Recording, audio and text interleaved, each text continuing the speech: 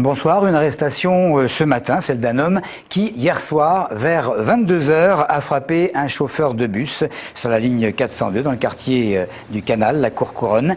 L'individu a pu être reconnu sur les images des caméras de surveillance et les collègues du chauffeur avaient choisi de ne pas cesser le travail. Draveil a donc retrouvé son maire, puisque Georges Tron, mis en examen, a été placé sous contrôle judiciaire, mais libre de ses mouvements. Le récit d'une bonne semaine assez tourmentée, Claire Colombel. C'est le 23 mai dernier que l'affaire Georges Tron commence, après le dépôt de plainte pour harcèlement sexuel de 2 anciennes employées municipales de Draveil, Eva et Virginie. 2 jours plus tard, le parquet d'Evry ouvre une enquête préliminaire et dès le lendemain, les plaignantes sont entendues par la police judiciaire de Versailles. Suite à ces accusations, le maire de Draveil, qui nie tous les faits, démissionne quelques jours plus tard de son poste de secrétaire d'État à la fonction publique. Pendant plusieurs semaines, silence radio de la part de Georges Tron, qui fait son retour officiel à l'occasion du conseil municipal de la ville, mi-juin. Ensuite, les faits s'enchaînent rapidement. Toujours présumé innocent, le maire et son adjointe à la culture, Brigitte Gruel, également accusés dans cette affaire, sont placés en garde à vue ici à la police judiciaire de Versailles pendant 48 heures. Puis à sa sortie, Georges Tron est mis en examen mercredi pour viol et agression sexuelle en réunion. Dans les rues de Draveil, les habitants sont peu bavards sur cette affaire. Honnêtement, ça serait dire n'importe quoi que de porter un jugement. Je préfère ne pas m'exprimer, j'ai mon avis. Je crois que c'est des magouilles tout ça, mais je ne suis pas sûr. On verra bien ce que la justice va dire, quoi. Je ne sais pas si c'est vrai ou pas.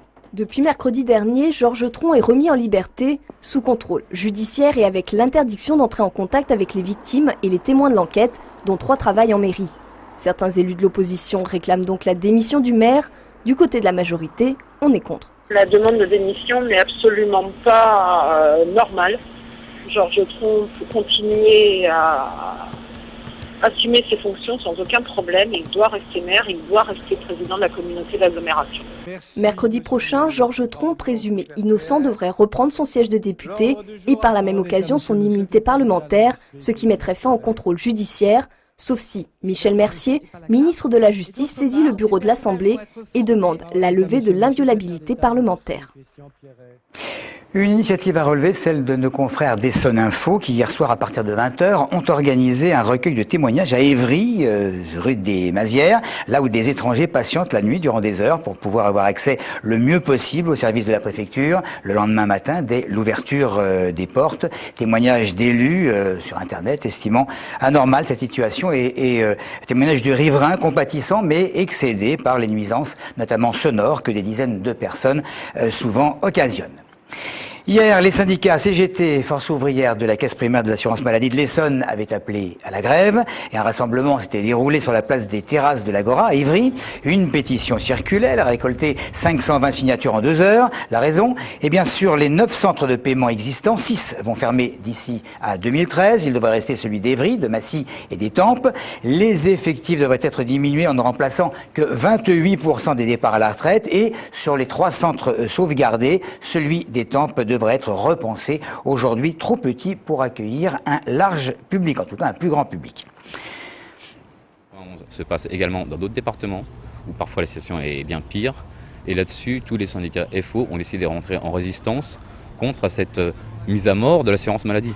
Et ça c'est véritablement quelque chose de crucial et qu'il faut bien comprendre, c'est que nous en tant que syndicalistes, en tant que salariés de la Caisse et en tant qu'assurés sociaux, on ne laissera pas faire et Force ouvrière et la CGT pour hier quand même, il faut quand même le dire, mais surtout Force ouvrière, on est attaché à ça, on est attaché à la Sécurité 45, on est attaché à une sécurité sociale solidaire au service des assurés.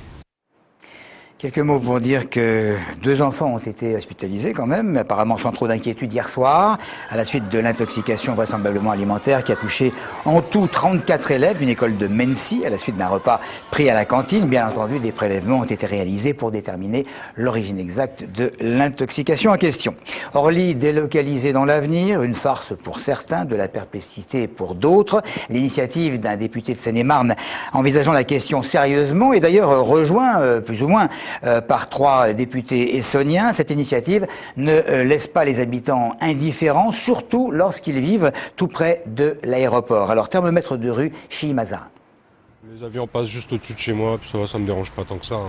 Du moment qu'il y a une certaine hauteur qui est respectée. C'est pas normal parce qu'il y a beaucoup de gens qui vont se retrouver au chômage. Il faut qu'il y ait assez de chômage en France quand même. Du 91, on a un aéroport qui est très bien. Ça serait appréciable qu'on ait plus ces bruits à côté. Il gêne pas du tout, hein, l'aéroport il est très bien comme il est. Hein. Même s'il est trop petit, ils peuvent garder. Parce que ça fait justement partie du paysage. C'est trop connu, déjà, et d'une. Et de deux, il y a des ennuis de survol, ça fait du bruit, oui, d'accord, ça fera du bruit ailleurs. Surtout pas. Peut-être qu'ils ont raison. Hein. Ça amène du travail. C'est un site quand même assez stratégique avec pas mal de monde autour. Délocaliser où? C'est une bonne question. Pourquoi aller s'embarrasser à payer des sommes sensationnelles pour refaire quelque chose d'autre ailleurs? C'est un avantage comme un inconvénient. Les élus du Sud-Essonne continuent de se mobiliser contre le projet d'agrandissement du dépôt de carburant de Cerny. Selon eux, rien ne le justifie, ni le besoin de libérer des terrains près de Villeneuve-Saint-Georges pour des opérations immobilières, ni la présumée saturation des autres centres de stockage du sud de Paris, de l'Orléanais ou bien de la Bourgogne. Christophe Garnier.